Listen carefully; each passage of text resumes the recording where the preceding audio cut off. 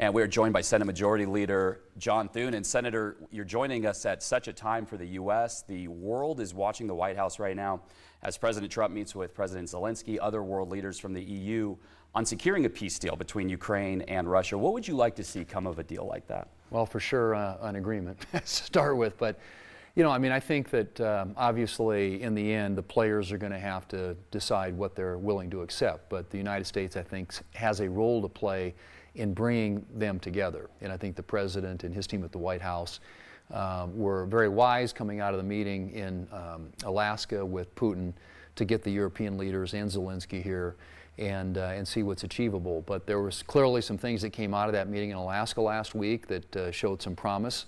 And I think the Article 5-like security guarantees is something that certainly seems like that was a good starting point. And then I think Ukraine's got to figure out from a land issue what they're willing to give up and what are they going to need to retain their sovereignty. And I think ultimately that's going to be a decision that they'll have to make in their leadership. But I think the President Trump and his team really more than anything else just want to see an end to the bloodshed, and I think everybody does. Earlier today, President Trump did not rule out the possibility of having U.S. troops involved with some of those security guarantees. Do you think U.S. troops should be involved in? If so, what level of involvement would you support? Well, I mean, I think that I don't think probably the president is going to take anything off the table, and obviously we're going to support him in terms of his negotiating leverage going into this. But that would be something. It would be, I think, if you ask and what that might look like. Obviously, there are circumstances in which air assets can be used, as you saw with Iran when the B-2s went in there. But I don't want to speculate too much about that. I think right now the goal is to try, and I think the president has been very successful and effective in doing this, and that is getting our European allies to really step up and provide a lot of the financial support, buying some of the munitions and weaponry and technology and things like that from the United States that enable Ukraine to do what they need to do to confront the Russian threat there. But at the end of the day, I would hope that that's not necessary. Obviously, none of us want to see American troops deployed there. President Trump earlier today expressed confidence that if a deal is reached, that deal would be lasting, this peace would be lasting. Do you share that confidence? Well, I think that what would make it lasting probably is if it was clear to the Russians that there would be some sort of security guarantee if in fact they tried to make incursions into Ukraine again or beyond there. And I think that's the real concern obviously the Europeans have. There are a number of countries in the region who for whom the Russians may have aspirations in the future, and I think that's the thing that this is designed to blunt that. And whatever happens here, whatever deal might be agreed to in terms of lands today, that would be the stopping point. And I think ultimately that the security guarantees offered up by NATO, our NATO allies and the United States would be something that I think would hopefully hold over time. And certainly that's something that I think would get the Russians' attention. It sounds like from what you're saying, though, that you would like to see some guarantees that the EU plays a pretty proportionate role in providing that ongoing security for Ukraine. Well, it's their neighborhood, and our NATO allies have stepped up significantly with respect to funding for the military. It's always been a given in the NATO agreement, basically, to be a NATO nation, that you have to spend 2% of your GDP on defense, and most NATO nations up until recently weren't even close to that. The president has insisted on it, started in his first term, has followed up on those requests, and now you've got them and the EU really leaning into it in terms of the amount of money they're spending on the defending the region and being supportive of Ukraine. So I think they have the principal role there. The United States obviously brings tremendous credibility and backing. I think ultimately what we're looking for here, probably more than anything else, Blake, is the president's overall philosophy when it comes to America's national security interests is peace through strength. And it kind of draws on sort of the Reagan principle there. And the way you achieve that is through deterrence, strategic deterrence. And you deter bad behavior by being strong. And I think that what the president recognizes is when the NATO allies in Europe, when they're strong and the United States is there to back them, that has a powerful deterrent effect on Russia when it comes to bad behavior, and I would say to other bad actors in the world as well. I want to switch gears here, take things more domestically. The big, beautiful bill recently passed. First and foremost, where do you think South Dakotans are going to feel the biggest benefits of this bill, and what ultimately led your support on signing off on this bill? Well, it was there are so many ways in which South Dakotans and frankly all Americans are going to benefit, many of which will be more fully, I think, revealed over time. I think right now, as the bill is implemented, you'll start to see some immediate impacts. The most immediate one, obviously, is that South Dakota families will not be hit with a $2,500 tax increase at the end of this year, which would have happened had we not acted. The 2017 Tax Cuts and Jobs Act were expiring at the end of the year. So, and then we went beyond that. We not only extended that tax policy, but we expanded on it. So now you've got the per-child tax credit has been expanded, extended, and made permanent. The doubling of the standard deduction has now also been expanded, extended, and made permanent. So that affects, I want to say, over 400,000 South Dakota families. 414,000, I think, families are impacted by just the change in the standard deduction, because most South Dakotans claim it.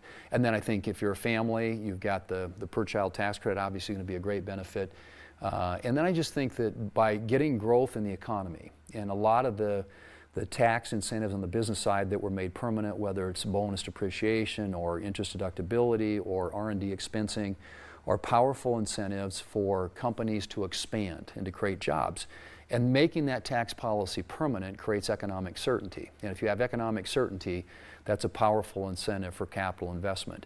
And when companies are investing, they're creating better paying jobs, people are making more money, they're paying taxes, and tax revenues go up. So it's a benefit all the way around. And I think what you're going to see as a result of a lot of these policies is greater growth in the economy, and with that will come higher wages. And I think families across South Dakota and across the country are going to do a lot better as a result of that. I want to touch on the Medicaid provisions. I know you recently took to the Senate floor and you were pretty critical about a couple of things. One is just hospital closures being blamed, like current hospital closures being blamed on the Medicaid provisions, as those have yet to go into effect.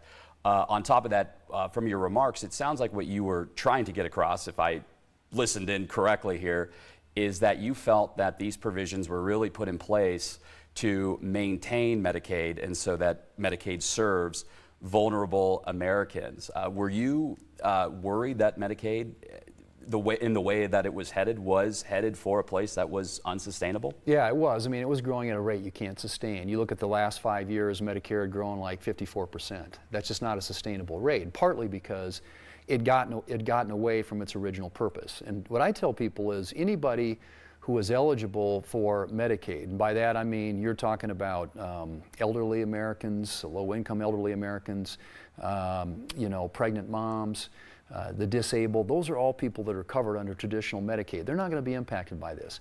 What had happened under the Biden administration is a dramatic expansion in what they call the expansion population, and those are the able-bodied adults, many of whom were added because states saw an incentive to get a 90% federal cost share. And so many of them brought more people into the program to get more of that federal money. And then there were a couple of things that have been terribly abused: provider taxes, state-directed payments, two mechanisms that you take. I'm using an example of California and New York figured out how to game the system, and it really became a scam. And so they were using it to leverage all this federal money, and you just can't keep doing that. And it got away from the original purpose for which Medicaid was intended.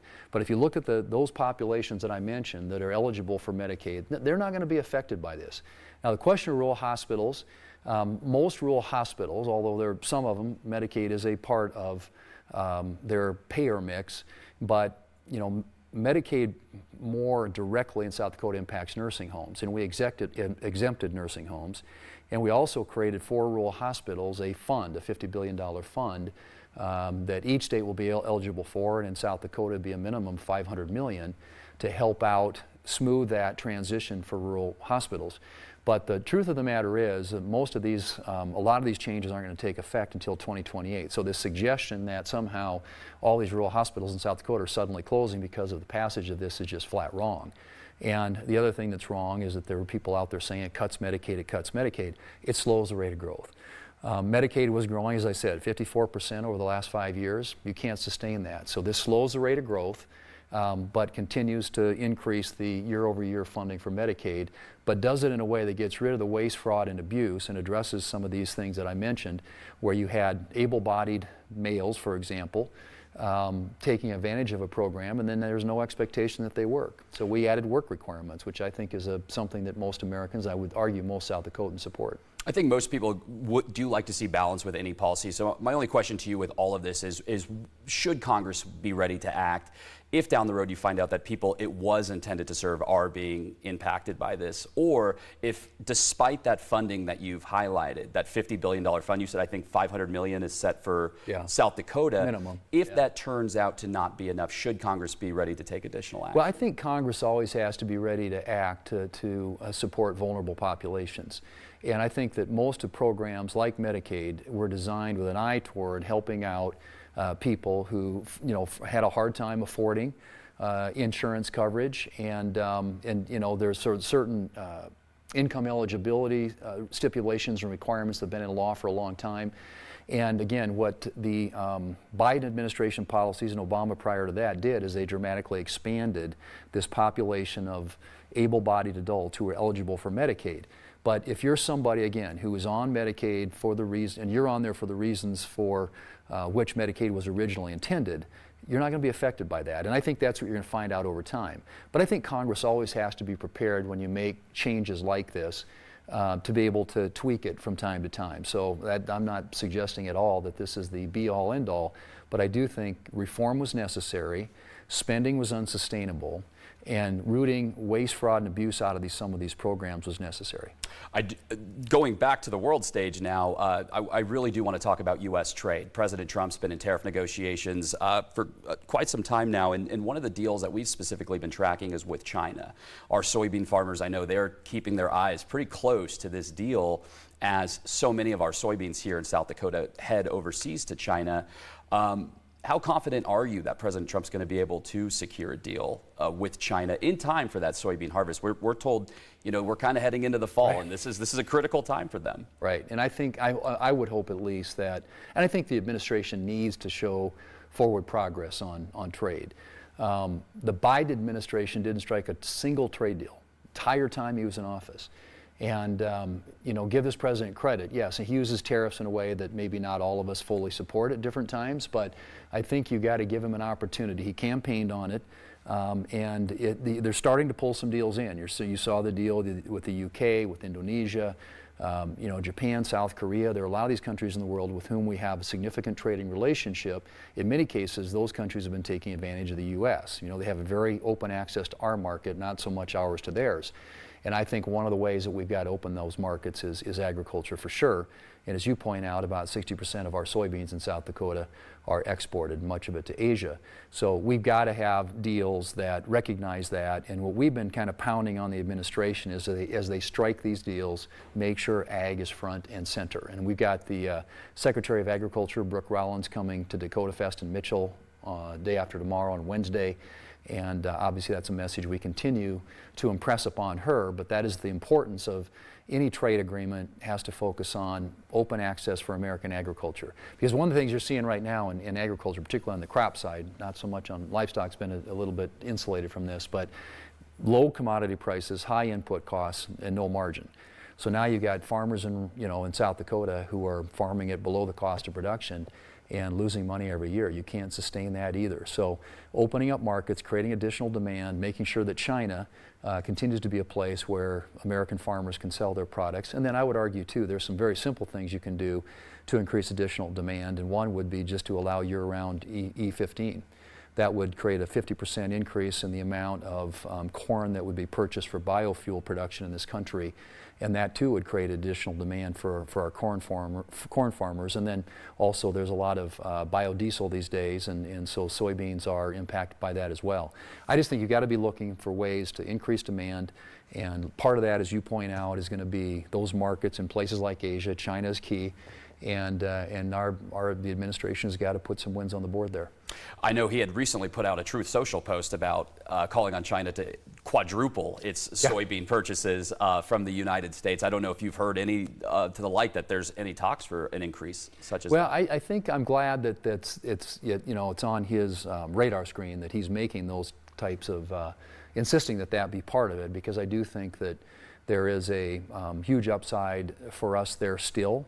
I do think that any deal he strikes with China they're going to have stipulations in there, that things that we're going to want, and I'm glad that he's putting agriculture front and center. So I hope that continues, and I hope that we see some evidence that they're making headway. And I think one of the things the president's trying to achieve here, and I think this is a legitimate use of tariffs. I'm not a big fan of some ways of tariffs just broadly applied, but I think selectively, used in a targeted way, and used to create reciprocity so that we get reciprocal trade treatment from other countries around the world, as I said, who have full access to our marketplace.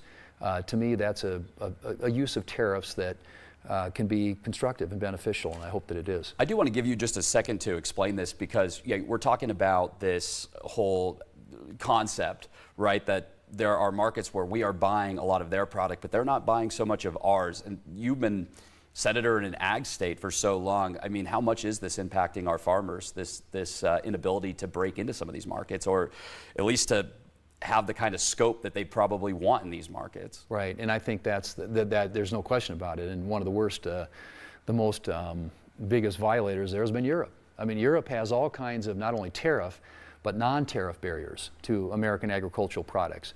And in the past, that's been used to protect European agriculture.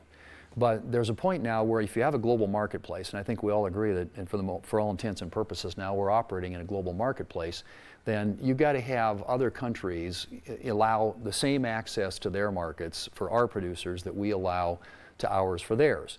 And I think that's something that's been sorely missing. And Asia is a good example of that too. Now they've moderated that, and during the first Trump administration, he struck a deal with Japan where Japan agreed to buy more American beef and to lower the tariff on that significantly. Still isn't completely gone. And there are the tariff barriers, but there are also the non-tariff barriers. And for example, if you use a certain pesticide in this country, or if you use something that genetically modifies the crops in this country, the Europeans say, nope, nope, nope, we're not going to buy any of that.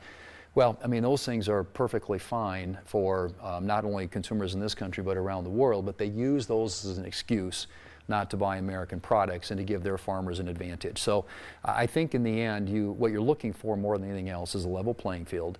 And that isn't to say that there aren't going to be times where one country might have a trade deficit or trade surplus with our country, but as a general rule, you want to create an environment where we're being treated fairly in some of these markets that have put up barriers in the past, both tariff and non-tariff barriers to American products. I want to wrap things up just really broadly here. I mean, you've taken over as Senate Majority Leader. How has that been going, and how have you worked to, I mean, that's its own enormous task at hand, but on the same time, you're still a U.S. Senator who has to represent the interests of people in South Dakota. So, yeah, how do you balance those two? Well, South Dakota is front and center every day, and there isn't a day. My goal and objective always is to put the South Dakota agenda on the national agenda, and so we are always going to be first and foremost. I'm a senator from South Dakota, and I never forget that. And some of these subjects that we're talking about right now, I think, reflect the priority that we put on the issues that are important and impact the economy here. But as the leader in the Senate, yes, you got to manage the floor. You got to try and figure out how to allocate the amount of time. They always say that the coin of the realm in the Senate is floor time. There's only so much of it. There's a finite amount, and you're trying to figure out how do I get all these nominees through, and the Senate spends about 2/3 of its time on personnel. Under the Constitution, we have the advice and consent role, and so there are 1,100 executive branch positions that require Senate confirmation, and then on top of that, you've got all the judges and the judiciary. So we spend an enormous amount of time on that, and then you're trying to figure out how do I wedge legislative priorities and initiatives in here. But we've kept them really busy. I mean, this Senate is the busiest Senate, both in terms of hours in session and votes cast, if you go back about 35 years. I mean, we've gone back as far as the data is available, and we are dwarfing any Senate in history in terms of floor time and amount of votes cast. Now, some of that is because we're getting an optimum amount of resistance from the Democrats. They're making it very, very hard to do anything. And I mentioned nominations, which is a big part of our responsibility in the Senate. President Trump is the first president in history, and we went back as far as Herbert Hoover, and that's as far back as data we could find. He's the first president in history not to have a single one of his nominees confirmed by unanimous consent or voice. So the Democrats are forcing multiple votes and intervening time periods, and so they're tying the Senate up on nominees that have broad bipartisan support and for whom there is, these are very qualified people. And, but part of it right now is the politics of our time. And this, you call it whatever you want to call it, Trump derangement syndrome or whatever, but there are a number of Democrats who are objecting to any Republican, any Trump nominee coming through the Senate right now, getting a vote. It like has been done routinely in the past, where a lot of them just kind of, if they're qualified and they got bipartisan support, we just clear them. And now it's everything is, you've got to file cloture, have an intervening day, invoke cloture, have intervening time period, have a final vote. So the Senate is incredibly busy, but it's regrettable because this isn't the way that this is designed to work. And frankly, I've made the argument, and I don't think there's any way around this, we're probably going to have to look at changing the rules in the Senate to allow these nominees to be considered in a more expeditious fashion. And I would say that not just for this president, but for future presidents, because if you're sitting here in August and you've only got 10 or 11% of the people that you've nominated for these positions actually confirmed, something is broken. And that's where we are. This president hasn't had a single one, zero, confirmed. First president in history. When you say rule changes, do you have any we're looking at outlines? Yeah, there's several things you can do, I think. And obviously the president would like to see us do recess appointments, and I'm not averse to that. I've said that's an option that should be on the table. It's not a great option because the people who get confirmed under a recess appointment authority are there temporarily and they're not supposed to get paid. Well, there are a lot of people who actually, when they get some of these jobs, want to get paid. So there's got to be a better way to do it. But there are some things that we've looked at, I think, that could allow for a more expeditious consideration of these nominees that still allows for a vote and people to be able to weigh in. But what's going on right now is just unprecedented. It really is historic. I mean, you go back as recently as President Obama, 90% of President Obama's nominees were confirmed by the Senate by either voice vote or unanimous consent. President Trump, it's zero. So this is, and there are 1,100 of them we have to get through. You can't sustain this business model, and so we're going to have to fix it. And we're looking at what that would look like in terms of collapsing some time agreements, collapsing the number of votes. But I just think at the end of the day, what the Democrats are doing to this president is unprecedented, and it's going to have to be addressed. Okay, this is my final question. I think I kind of know the answer to this, but we'll see what you have to say on this one. Do you think there's going to be any major bipartisan projects that are going to be able to be achieved through the current U.S. Senate right now? Well, I hope that there are. I mean, you want to see the Senate work in the old-fashioned way. And one of the things that we did before we went out for the August break is we actually moved 3 appropriation bills across the Senate floor. And that hadn't been done. There hasn't been an appropriation bill passed in the Senate prior to the August recess since 2017. And last year, under the Democrat leadership in the Senate, under Senator Schumer, even though 11 of them were available for consideration because they'd been reported out of the Senate Appropriations Committee, not a single appropriation bill was brought to the floor. So I want to see us get back to regular order and see the Senate work in the way it was intended. And you've got to create some muscle memory because it hasn't been done in a while, honestly. But I think there are other things. We got a lot of farm policy included in the One Big Beautiful Bill, but there are also a number of pieces of farm policy that we need to do at 60 vote thresholds in a bipartisan way. The Defense Authorization Bill, which funds our military, which will be important for Ellsworth, for example. I was going to say a lot of money coming to South Dakota with that bill. A lot of money coming to South Dakota. That needs to be at 60 votes. I'm hoping that there will be, if necessary, if we need to do a sanctions bill, a Russia sanctions bill to help ensure that Russia comes to the table, that will be, I think, a very big bipartisan outcome in the Senate. And we have done bipartisan things. The Lake and Riley Act, the Halt fentanyl. There are a number of things that we've done already. The Genius bill, which was a stablecoin crypto bill. A number of things where we've gotten the 60 votes, but we've got other issues that we just flat need to do. And I think I'm hopeful that we'll see some health care policy that can move at 60 the old-fashioned way in the Senate. Sorry, my famous move is to say last question, but it's not my last question. That's because you did trip something of interest to me. You know, if President Trump's not able to secure ultimately a deal between Ukraine and Russia, what do you think the appetite's going to be in the Senate to get the secondary sanctions bill you just brought up? I know over the weekend, I believe it was former Vice President Mike Pence. I don't know if you saw this interview. He was on CNN saying that President Trump should be picking up the phone, calling you to pass this bill. But my question is more so, if a deal's not secured, how likely you think that that bill might be? I think it's likely, and we're ready to move. We have, that is a bill with, there are a handful, and of course everything in the Senate takes consent to move quickly. Otherwise everything is very methodical and slow by design. But I think this is the kind of bill that, with maybe one or two exceptions in the Senate, probably could pass almost by unanimous consent. And it is a bill that would impose strict sanctions not only on Russian and business between Russia and other countries, but if you look at, for example, China and India, who buy a lot of Russian oil. Well, if you put sanctions on them, American sanctions or NATO sanctions, European countries and our countries are all participating in sanctioning some of these countries that are doing business with Russia, that gets everybody's attention very, very quickly. And if you started, if India and China and some of these countries quit buying Russian oil, Russian energy, their economy would collapse.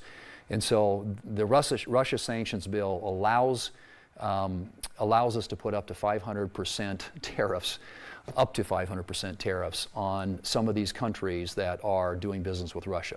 And I think losing access to the American market, to other European markets, would be a powerful incentive to get Russia to the table. And it might take something like that, where other countries who really do contribute to Russia's economic vitality, if they started feeling the pain from this and they started weighing in with the Russians, I think it could be a very, very powerful tool. So we're ready to do it. I've indicated to the administration it's not a question of them having to call me up and tell me to do it. We're ready to do it. We want a green light from them because we want them to have the strongest hand in negotiating a deal with Ukraine and Russia. And if sanctions enhances that, we're ready to move. Okay, Senator, really appreciate your time today. And again, covering a wide array of issues. Senate Majority Leader John Thune, and that's going to do it. Thanks, Blake.